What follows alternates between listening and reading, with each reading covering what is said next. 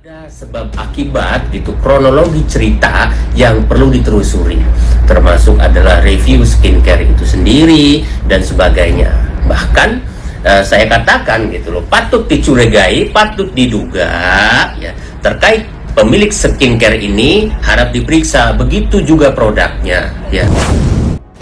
Penetapan Nikita Mirzani atas dugaan perbuatan tindak pidana pemerasan yang dilakukan oleh asistennya kepada Dr. Reza Gladys cukup menarik dan menyita perhatian publik. Apalagi setelah penetapan tersangka Nikita Mirzani sampai saat ini masih bebas dan belum ditahan, sehingga pengacara dari Dr. Reza Gladys mendatangi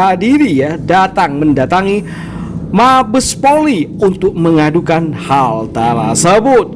Namun ada yang cukup menarik ketika praktisi hukum meminta tak hanya Nikita Mirzani yang ditetapkan menjadi tersangka di kasus ini, tetapi perlu ada pemeriksaan lebih lanjut kepada Dr. Reza Gladys yang merupakan seseorang yang juga terlibat dalam proses negosiasi daripada dugaan pemerasan itu.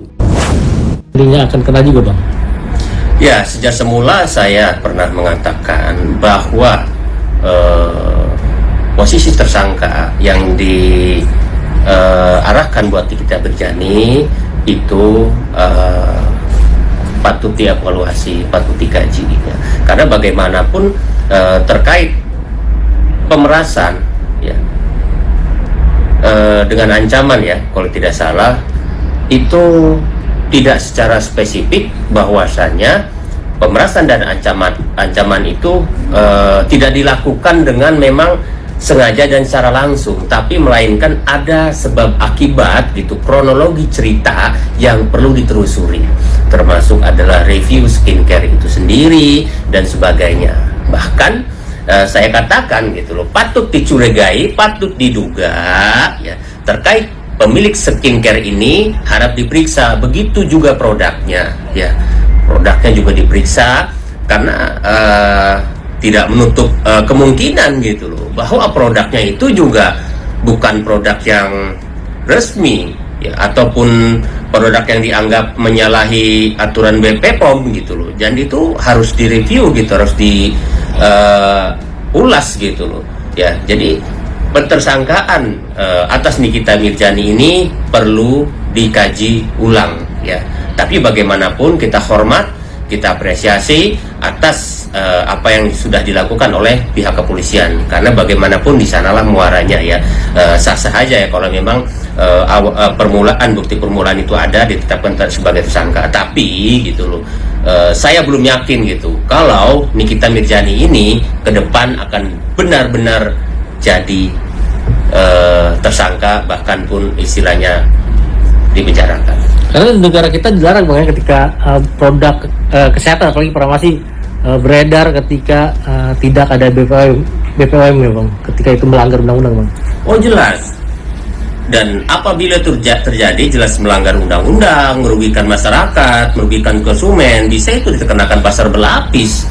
Ya enggak, karena bagaimanapun ini digunakan bukan hanya 1-2 orang, ribuan orang produk ini. Artinya produk itu kalau tidak berizin ataupun produk itu isinya menyalahi atau tidak sesuai ataupun membahayakan masyarakat, membahayakan konsumen, itu hukumannya jauh lebih berat. Artinya 15 tahun juga tuh hukumannya, Bang, pasal 190 ya, kalau pasal. betul.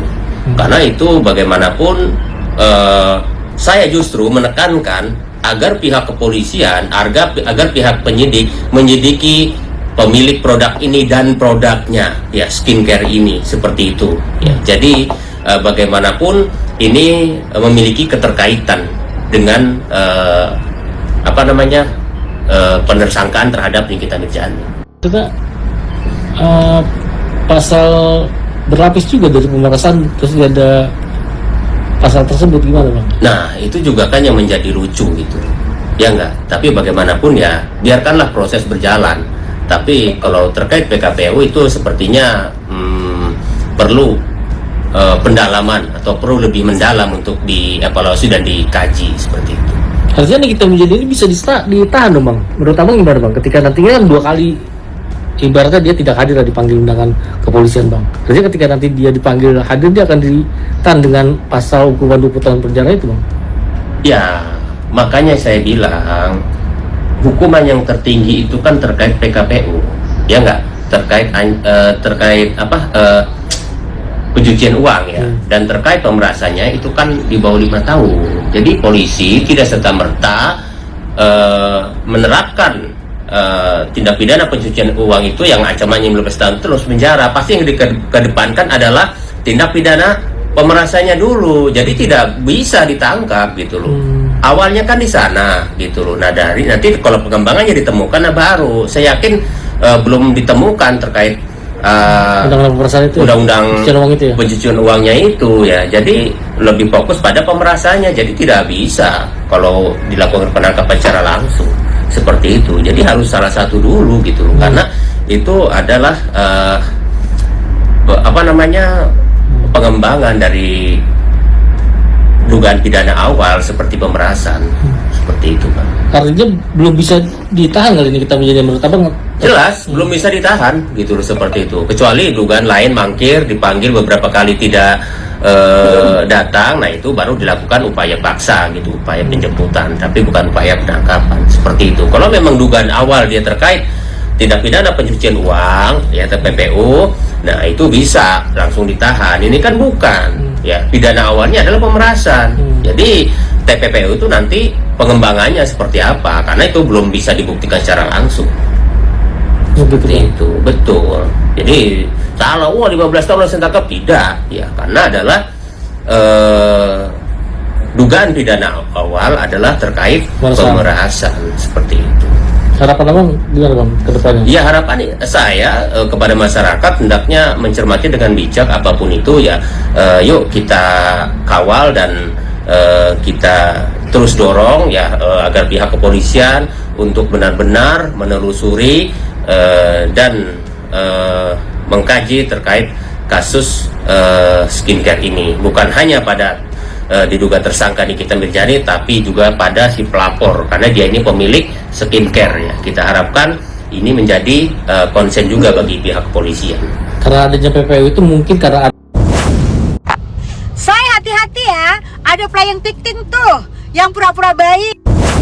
Ini harus dijelaskan juga, harus diterangkan juga oleh para penyidik sebenarnya apa sih yang akhirnya membuat Nikmir ditetapkan sebagai tersangka. Harus dibuat rentetan peristiwanya, disampaikan peristiwa bagian mana yang memenuhi unsur pemerasan, begitu.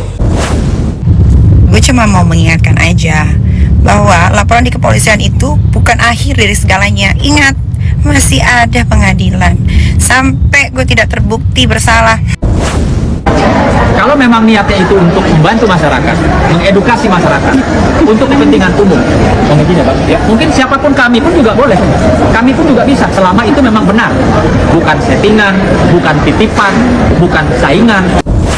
Perseteruan antara Nikita Mirzani dan geng Dr. Reza Gladys tentunya mencuri perhatian kita sekalian, apalagi aksi saling lapor keduanya mewarnai perseteruan antara kubu Nikita dan Dr. Reza Gladys tersebut. Tinggal bagaimana pembuktiannya, di mana uang 4M tersebut harus diusut dari mana dan siapa yang telah memberikan uang tersebut. Jadi praktisi hukum pun menyaksikan apakah uang tersebut murni dari Reza Gladys atau ada sosok atau otak di balik hal tersebut. Just information nih guys ya, gue udah menandai nama-nama yang nanti kepada bagaimana kalian guys, jangan lupa kasih komentar, like, dan masukan agar tambah seru buat mereka berdua yang akan kita sajikan kabar terbaru update tentang sedikit tanah air dan mancanegara yang bakal bikin kita semua happy, senang, dan update akan kabar berita terbaru tentang mereka tentunya. Oke, itu saja kabar dari kami. Jangan lupa like, komen, dan subscribe. Terima kasih telah menonton. Yuk, bye-bye.